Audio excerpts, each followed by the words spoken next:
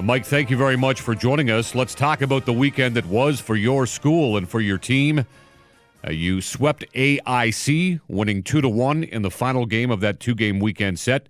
And in doing so, you moved to third in the Atlantic hockey standings. You must be pretty happy with where your club is at these days.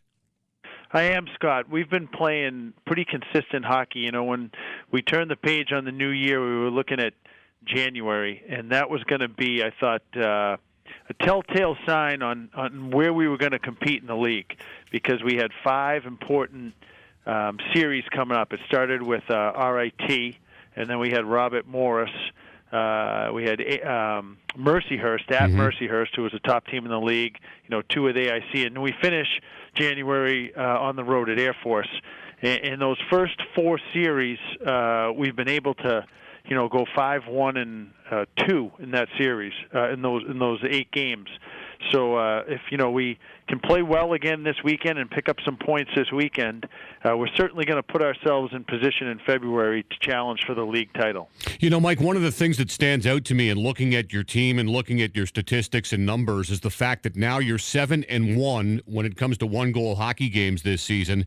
And I guess that speaks to the attention to detail, maybe getting the timely save at the right time, the ability to protect a lead when you do get a lead and hang on late in the game. What kind of a focus have you put on these one-goal hockey games? Because essentially, Mike, as you know, they can make or break your season. Yeah, I'd like to make them 2 or 3 goal hockey games, Scott, at some point, you know, during the game. So maybe we're not doing a great job opening them up. But to your point, it's something, you know, that happened early on in the season. We were in a, you know, 1-goal game. And I told the guys right then, I said, get used to this. You know, we're going to be in a lot of one-goal games. And I think it's a mindset that you cannot panic when you're in a one-goal game. You have to just continue to play your style of hockey. Don't change. Don't get defensive. You know, just continue to play the style of hockey we play, and we like to pressure the puck and attack our opponents. And all of a sudden, if we start sitting back and letting them come at us, you know, I think would be in trouble. So we just really try to stay disciplined and play our style of hockey and not be focused on what the score, you know, of the game is. Naturally, you know, we're going to get pucks deep. We're going to make the other team go 200 feet. We're not going to turn it over at our blue line, and we do focus on those things, as probably most teams do. But that's what we try to do. We just try to stay calm and play our style of hockey. And I guess as a follow-up to that as well, Mike, is how much emphasis have you put on special teams? Because your power play is going at nearly 22%, and I've got to guess that that's got to be one of the most impressive power plays in collegiate hockey this season. Yeah, special teams are really important. We've told our kids, every game that we've won the special teams game, we've won the game. Mm-hmm. So it's clearly very important with our club, and I think at any level, Scott, whether it's the NHL, the American Hockey League, college, junior hockey, the teams with the best special teams, you usually see those teams at the top of the standings. Jordan Sims is your leading scorer. He's a senior. How much have you looked to him, not only for the production, Mike, but obviously for his experience and his leadership to maybe impart your message to your team? Well, Jordan comes from a great hockey background. His dad, Al Sims, played a long time pro. I remember watching him play when I was a kid for the Boston Bruins. And he's coached quite a bit at the NHL and American League level. So Jordan really understands the game, and he had a great weekend for us last weekend, scoring both nights.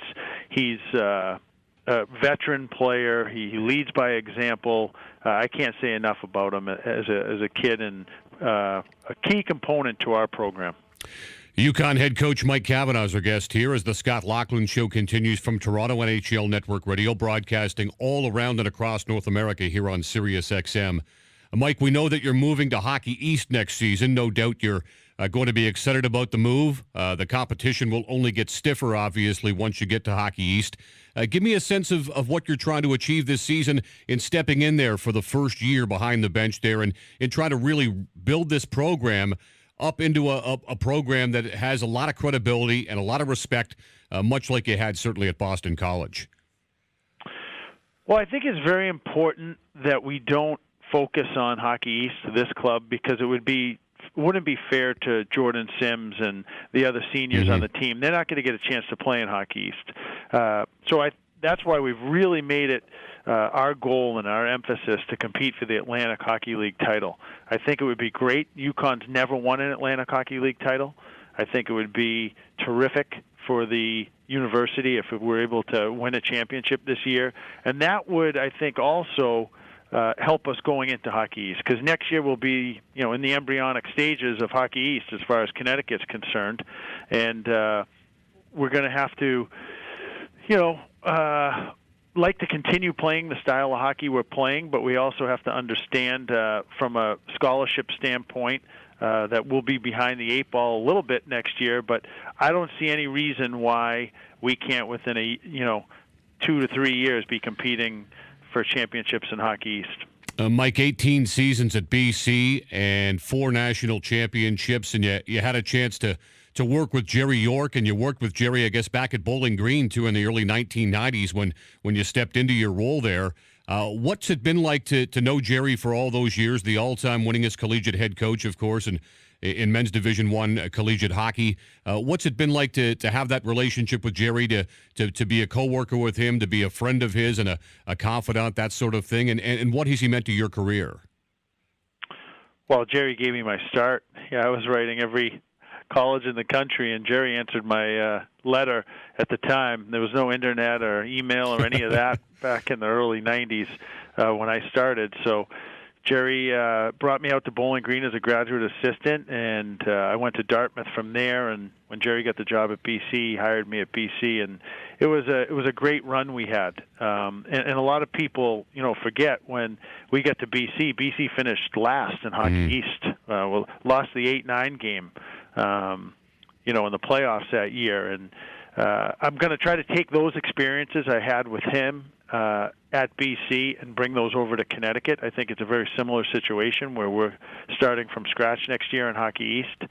But to be able to work with him for over 20 years, it's, comparable, I tell people, is if you were able to work with John Wooden or you're able to work with Bear Bryant. I mean, that's really what he means to college hockey. He's the all-time winningest coach. He's won 5 national championships, and he's going to be approaching 1,000 wins, which is really something that, is hard to believe in college hockey. So I've been fortunate, as you mentioned, to have him as a friend, as a confidant, a mentor, and I always look forward to our phone calls when we speak. Well, he's been great to us as well. We can vouch for that he's a first-class guy for sure and has worked for everything that's come his way. Mike, in reading about you, I understand that you do very well in terms of recruiting, and that's going to be so key for you in going forward here with this program at UConn. I know as well you think that, Connecticut actually does have a number of good young players coming up through the state, through the system, that maybe you can reap the benefits from. As far as I can tell, you've got the one Connecticut player on your roster for this year. But tell us about maybe how key the state itself is going to be here and going forward to what you want to achieve. Oh, I think it's going to be essential, Scott. And when I was at BC, at times Connecticut became the focal point of our recruiting with Ryan Shannon, who won a Stanley Cup with the Anaheim Ducks. We had Cam Atkinson, Ben Smith, Tommy Cross, Pat Mullane, a lot of really good players from Connecticut. And the ones we missed out on, Jonathan Quick's not bad, and Nick Bonino's a pretty good player.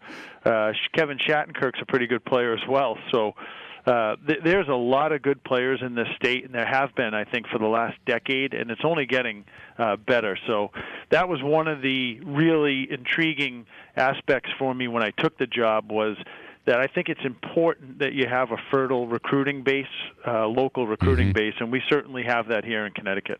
Mike, just to wrap up with you here, you are going to be heading west for the series at Air Force in Colorado coming up this weekend. Give us a sense of what sort of challenges that's going to present for your hockey club. Oh, I know it's going to be a really good hockey team we're going to come up against out in Colorado Springs. Frank Serratori's been at it a long time. I've competed against him in a couple national tournaments, his clubs, and they're always well-prepared, well-coached, disciplined hockey teams. And when you're playing them on the road, we're going to have to play very, very well like I said, to pick up points this weekend. I have the utmost respect for him as a coach, and we're going to prepare hard, and we're going out there, and I'm looking forward to 2 exciting hockey games. Mike, thank you very much for your time. We appreciate it. Best of luck there at UConn and trying to build what you guys had at Boston College. It's not going to happen overnight. It's not going to be easy, but certainly you're headed in the right direction as this season your first behind the bench there at UConn has already shown us. Thanks for doing this, Mike. Scott, thanks. I look forward to speaking with you again in the near future.